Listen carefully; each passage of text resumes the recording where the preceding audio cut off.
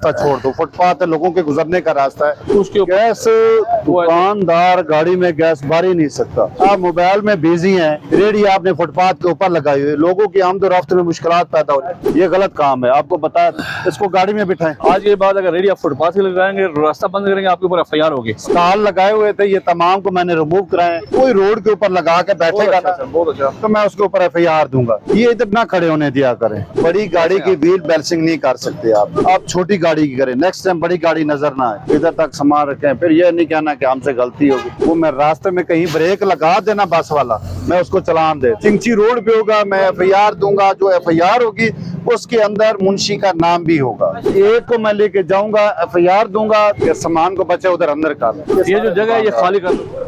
ये बोर्ड किसने रखा है?